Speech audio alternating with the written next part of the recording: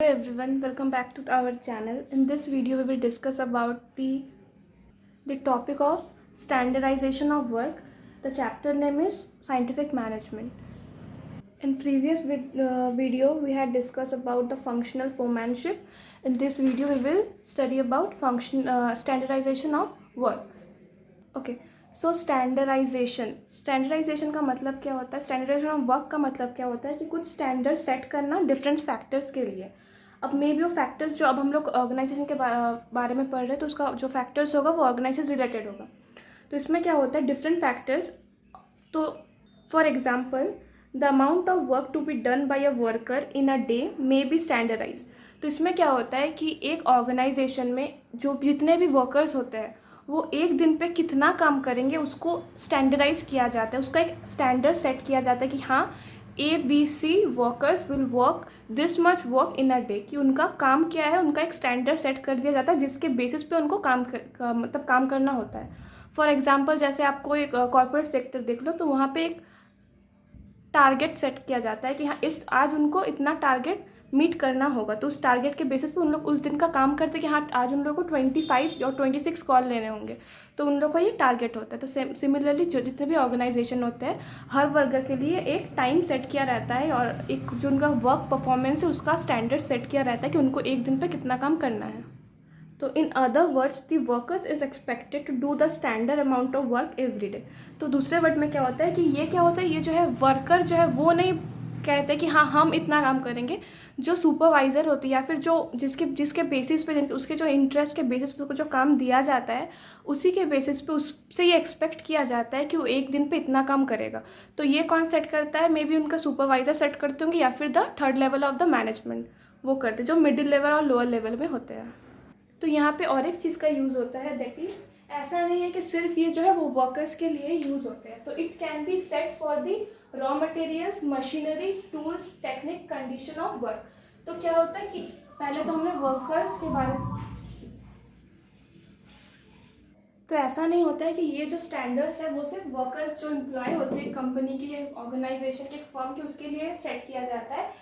It can also भी set for raw materials, जो भी मटेरियल यूज़ होता है प्रोडक्शन के लिए, मशीनरी जो भी मशीनरी का यूज़ होता है प्रोडक्शन करने के लिए, टूल्स जो होता है टूल्स इक्विपमेंट क्या होता है कि प्रोडक्शन के थ्रू जिस चीज़ आप कुछ बना रहे हो तो आपको टूल्स का ज़रूरी पड़ेगा तो वो टूल्स होते हैं. Next is techniques. तो हमने लास्ट चैप्टर में टूल्स, टेक्निक ये सब कैसे सेट होते हैं, कौन सेट करते हैं इसके बारे में पढ़ चुके थे. तो टेक्निक्स हो गया काम करने का तरीका कि इस तरीके से हम लोग काम करके कितना दिन पे काम को कर पाएंगे, किसी और मेथड का अप्लाई करेंगे तो कितना टाइम लगेगा. And the condition of work. अब देखो कंडीशन ऑफ वर्क कैसे होता है कि हम लोग के पास एक न्यू प्रोजेक्ट है. ओके न्यू प्रोजेक्ट है और ये प्रोजेक्ट हम लोग को बहुत जल्दी कंप्लीट करना है. Like we have 2 weeks of time.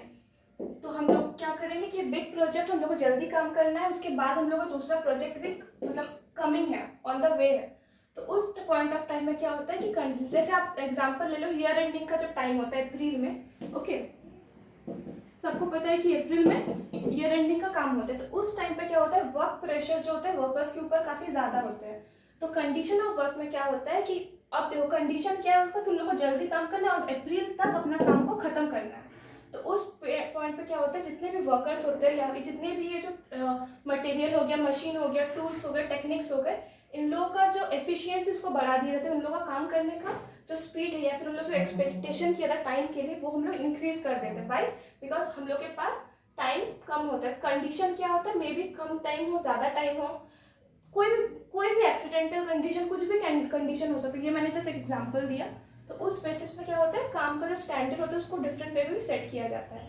तो इसको और ब्रीफ से पढ़ने के लिए यहाँ पे 4 क्या ब्रीफ डिस्क्रिप्शन सेट किया गया है. First is standardization of material. Okay standardized material. Second is standardized machines and tools. Third is standardized method.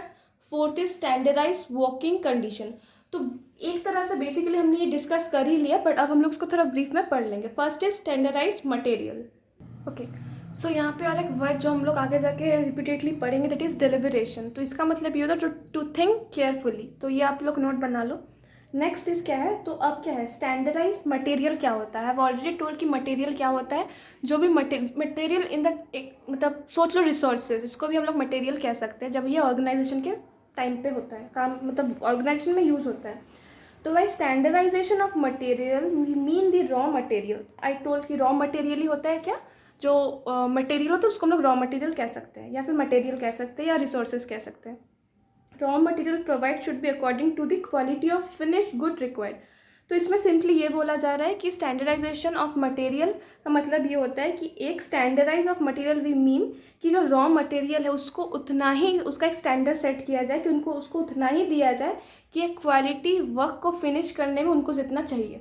अब मेरे को काम करने, मेरे को बनाना है 10 चेयर और हम वहाँ पे 50 चेयर का अगर वुड ले आते हैं तो क्या होता है, वेस्ट होता है किसका, ऑर्गेनाइजेशन का। तो इसीलिए बोला जाता है कि मटेरियल को भी स्टैंडर्डाइज होना चाहिए कि अगर जितना काम है उसके हिसाब से क्वालिटी। अब क्वालिटी का मतलब क्या हो गया, ऐसा नहीं है कि मेरे को मतलब 10 चेयर का ऑर्डर मिला है और हम 9 चेयर एकदम कम्प्लीटली बनाए और हम क्या किए, थोड़ा कम रिसोर्सेज दिए, और जो 10th नंबर चेयर उसका हमने 2 लेग्स को लगाया ही नहीं, तो क्या कंप्लीट होगा, नहीं होगा। तो उसमें क्या होगा, प्रॉब्लम होगा। तो ये क्या है, जो क्वालिटी की हम लोग को जितना प्रोडक्ट बनाना है उसको हम लोग क्वालिटी बने, उसको हम लोग अच्छी तरह से करें, उसमें हम लोग कोई कंजूसी ना करें। तो उसको एक क्वालिटी प्रोडक्ट बनाने के लिए जितना मटेरियल, जितना रॉ मटेरियल, जितना रिसोर्सेज का ज़रूरत पड़े उसको सेट करके उसको स्टैंडर्डाइज करके ही उसको हम लोग यूज़ करेंगे। This is the first one. Second is standardization of machines and tools. Okay, so standardizations machines and tools, ये भी मटेरियल से मिलता जुलता ही फैक्ट है। इसमें बोलते हैं standardizations of machines and tools ensure that they are the required quantity and type of produce the desire finish goods. तो ये बोलते हैं कि मशीनरी अब जितना रिक्वायर क्वांटिटी में हम लोग इसको यूज़ करेंगे, और टूल्स जो जो ज़रूरत है। अब मेरे को बनवाना है पेंटिंग और हम यूज़ करेंगे अगर कुछ वुड काटने का, तो वो क्या हो गया, वो उसका ज़रूरत ही नहीं है वहाँ पे। तो जो टूल्स यूज़ मतलब जो प्रोडक्शन करने में जो टूल्स यूज़ होगा उसी टूल्स को वो यूज़ करेंगे। तो ये क्या स्टैंडर्डाइज सेट करना था मशीनरी के लिए कि कितना रिक्वायर्ड होगा, डिज़ायर रिजल्ट पाने के लिए कितना मशीनरी चाहिए, एंड कौन कौन सा इक्विपमेंट, कौन कौन सा टूल्स को यूज़ करके हम लोग एक क्वालिटी गुड्स बना पाएंगे। तो this is the standardization of machines and tool. In short कि मशीनरी एंड टूल्स को भी ऐसे नहीं कि मशीन तो है जितना मन किया हम चलाए, इससे प्रॉब्लम होगा कि इलेक्ट्रिसिटी वेस्ट होगा,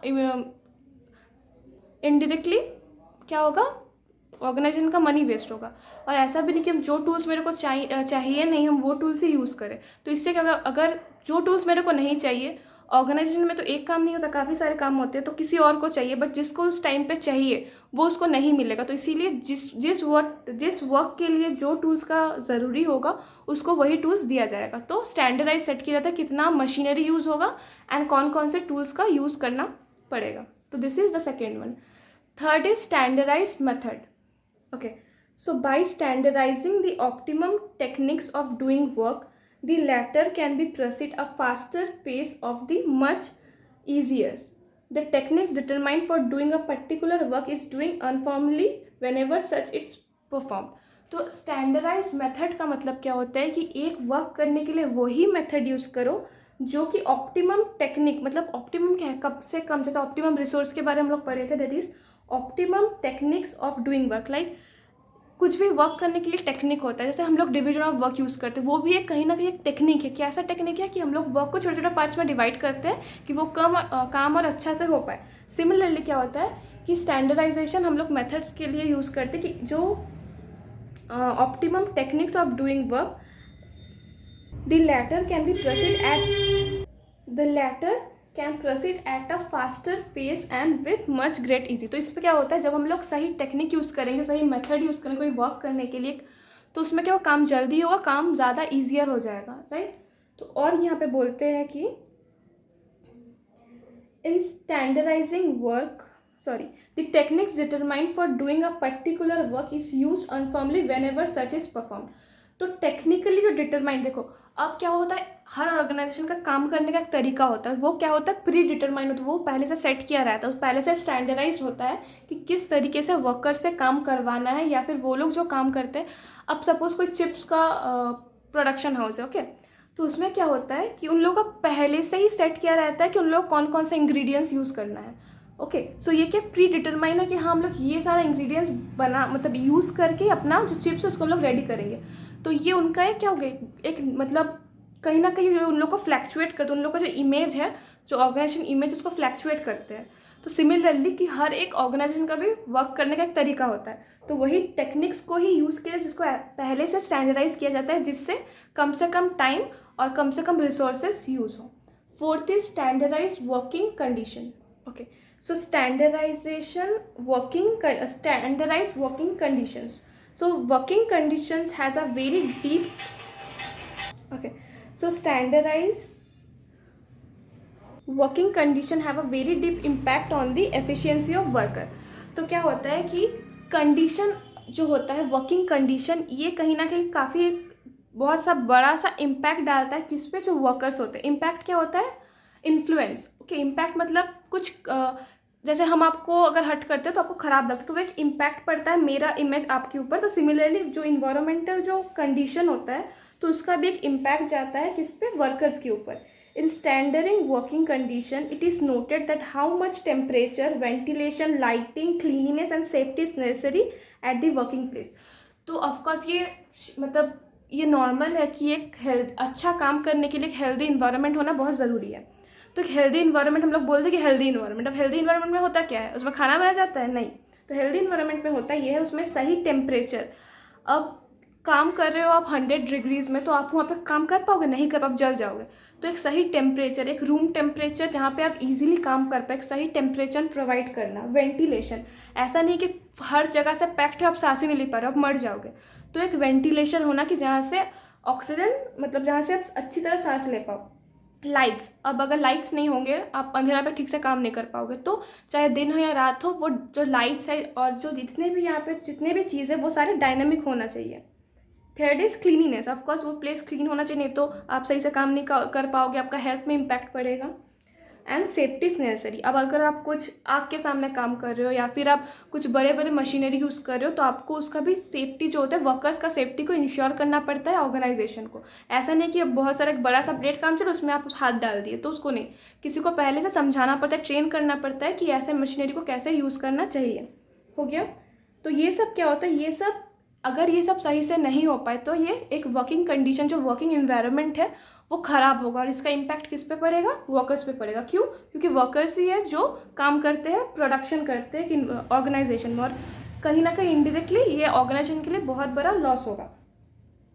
तो इसके लिए क्या कहते हैं, काफ़ी सारा एफर्ट्स लगाया जाता है टू मेंटेन देम और to maintain the work place, the standard of work place. तो इसमें यही बोला जाता है कि जो वर्किंग कंडीशन होता है, स्टैंडर्डाइजेशन मतलब जो एक वर्किंग जो कंडीशन होता है उसको भी हम लोग को सेट करना पड़ता है कि जैसे हम लोग मटेरियल सेट करते हैं कि इतना मटेरियल यूज़ करना चाहिए, ये मशीन्स का यूज़ करेंगे, ये टूल्स का यूज़ करेंगे, ये मेथड ये टेक्निक का यूज़ करेंगे, जिस पे कौन ये सब यूज़ करेगा, एक वर्कर यूज़ करेगा, तो उसका भी तो ध्यान रखना ज़रूरी है ना। इसीलिए हम लोग वर्किंग कंडीशन का यूज़ करते हैं, जिससे क्या होता है, एक हेल्दी इन्वायरमेंट क्रिएट होता है, एक हेल्दी वर्किंग प्लेस क्रिएट होता है, जिसमें वो वर्कर सही से काम कर पाते हैं, और इसके लिए काफ़ी एफर्ट्स लगाया जाता है बाय द ऑर्गेनाइजेशन।